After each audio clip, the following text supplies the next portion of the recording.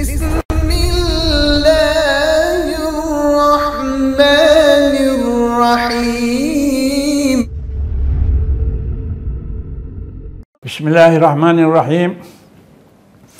برادران اسلام، اس وقت ایک موضوع یہ ہے کہ ذرائع ابلاغ جس کو کہتے ہیں میڈیا، اس کی کیا اہمیت ہے۔ تو دنیا میں ہر پڑھا لکھا انسان اس وقت سمجھ رہا ہے کہ اس وقت دنیا میں سب سے زیادہ اثر جو ڈال رہا ہے لوگوں کے ذہنوں کو بدلنے پر، یہ میڈیا ہی کر رہا ہے۔ حکومتیں تبدیل ہوتی ہیں میڈیا کے پروپیگنڈے سے، اور قوموں کی ذہنیت کو جو بدلا جا رہا ہے وہ میڈیا کے ذریعے سے بدلا جا رہا ہے۔ اس لیے اس کی بڑی ضرورت ہے کہ ہم اس چیز کا استعمال کر کے ہم صحیح حق کی بات لوگوں تک پہنچائیں۔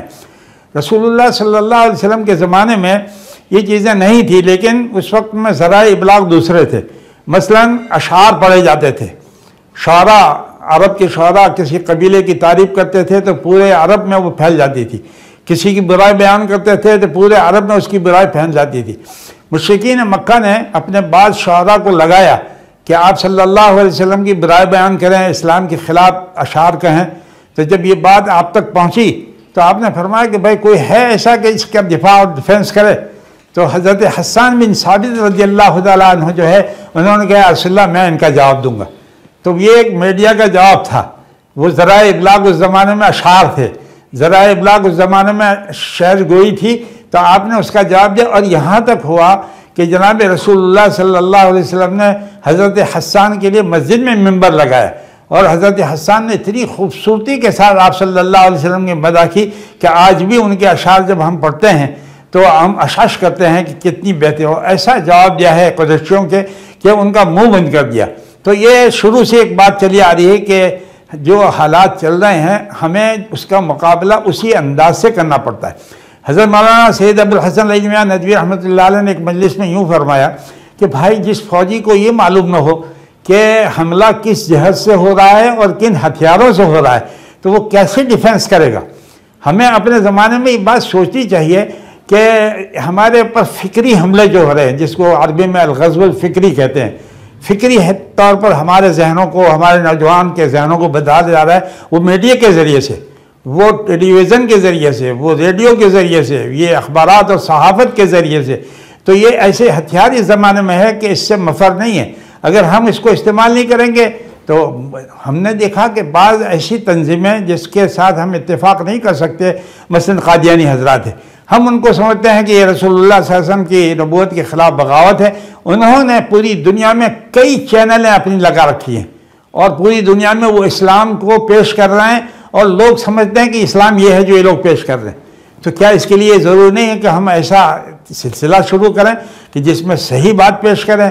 ہمارے اکابرین کی چیزیں، ہمارے متفقہ صحابہ نے جو باتیں اسلام میں پیش کی ہم اس صحیح اسلام کو پیش کریں۔ اس کے لیے ہمیں ضروری ہے کہ ہم اسی ہتھیار کو استعمال کریں۔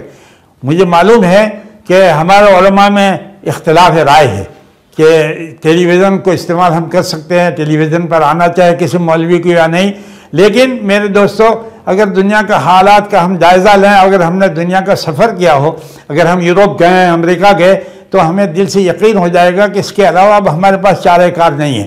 اگر ہمیں حق پہنچانا ہے، ہمیں ہمارے نوجوانوں کو صحیح راہ پر ڈالنا ہے، تو ہمیں اس میڈیا کا بھی استعمال کرنا پڑے گا۔ ہمارے نوجوانوں کی ایک بڑی تعداد آج اس کو استعمال کر کے غلط راستے پر جا رہی۔ اب یہ تو ایک ایسی چیز ہے کہ آپ اس کو صحیح طریقے سے بھی استعمال کر سکتے ہیں، غلط طریقے سے۔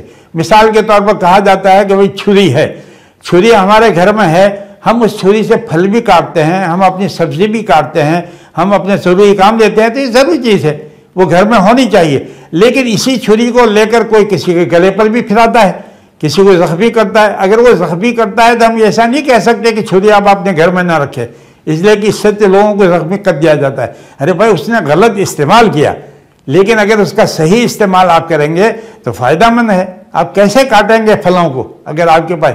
اسی طرح اگر آپ کے پاس یہ میڈیا کی طاقت ہے، آپ کے پاس ذرائع ابلاغ میں پوری قوت ہے، تو آپ اپنے دین حق کی بات دنیا تک پہنچا سکتے ہیں۔ آج تو منٹوں میں، ایک منٹ میں دنیا کے اس کونے سے اس کونے تک بات پہنچ جاتی ہے میڈیا کے ذریعے سے۔ امریکہ کے کسی شہر میں، معمولی شہر میں کوئی بات ہوتی ہے تو وہ منٹوں میں ساری دنیا میں پہنچ جاتی ہے اسی میڈیا کے ذریعے. ہمیں پتہ بھی نہیں چلتا کہ فلاں شہر میں اس طرح کا واقعہ پیش آیا اگر یہ میڈیا نہ ہوتا.